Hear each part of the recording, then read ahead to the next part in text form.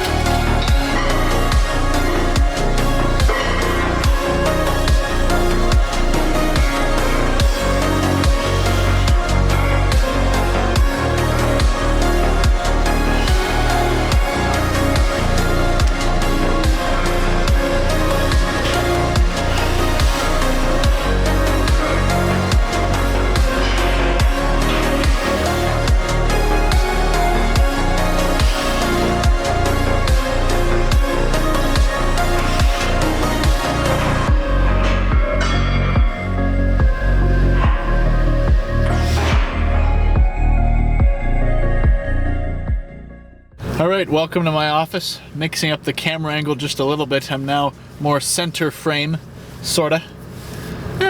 Close enough. Anyway, so March 16th, correct. Workout A, 13th workout of the year. I believe the 11th workout of the consolidation program, which, to summarize very quickly, is me working out once a week, usually on Mondays. And I alternate between two workouts. Workout A is squat and pull downs. Workout B is deadlifts and dips. I'm doing the squats on a Smith machine, so that's the rack where the bar just slides up and down. So the stabilizer muscles aren't really having to work in the same kind of way that I would on a free weight squat. You could argue about how maybe the free weight squat would be a better way to do it, but regardless, doing the Smith machine stuff, that's what I've been doing since the beginning of the year. Gonna keep with the Smith machine till I conclude this experiment. I'm gonna be doing this consolidation program routine till probably around mid-summer. We'll see what happens when it happens then. But anyway, the progress report, as you've seen from this video. So, this workout A, I did the squat. As far as I understand, I did the warm-up set of 135 pounds for 10 reps. Hopefully it was 10 reps. Maybe I did an extra one, but hopefully it was 10. Anyway, then 225 pounds for 3 reps. That one's easier to count to. It's easier to count to 3. But anyway, then 315 on the bar. Okay. I believe I got 6. One thing I'll refer to in my notes down here, I think I slowed down a bit on squat tempo, so like the speed of the reps. I want to say I probably did the squats a bit slower of a pace. And then I wrote here, hopefully was good decision. The idea probably being is that if you slow down the reps a bit, doing more control, hopefully higher intensity. The slower you do the reps, hopefully it makes the reps more intense. The more intense, ideally, the better. The only thing is you could get to a point where you're doing the reps so slow that when you could do, let's say, you know, however many reps, let's say 4 reps of a given exercise, going at a moderate tempo, not too fast, not too slow. But then if you slowed it down to being like, you know, 10 seconds on the down and 10 seconds on the up, maybe you would only get like 1 rep because just the amount of time you're taking, the amount of intensity packed into that 1 rep. Is there like a perfect number of seconds on the down and the up of the rep? Mike Mentzer, which is what all this is based off of, is Mike Mentzer's training methodology, and by extension Arthur Jones, who, you know, taught Mike Mentzer about this kind of productive high-intensity anaerobic exercise stuff.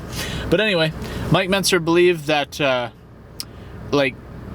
he said something to the effect of I'll paraphrase. There's no perfect number of seconds for like the rep tempo. It's basically just that you're doing it under control, that it is a controlled movement, as far as I understand. Because if you're doing a controlled movement, you're not like shrugging or jerking or, you know, kind of throwing the weight around. It's a controlled motion, you know.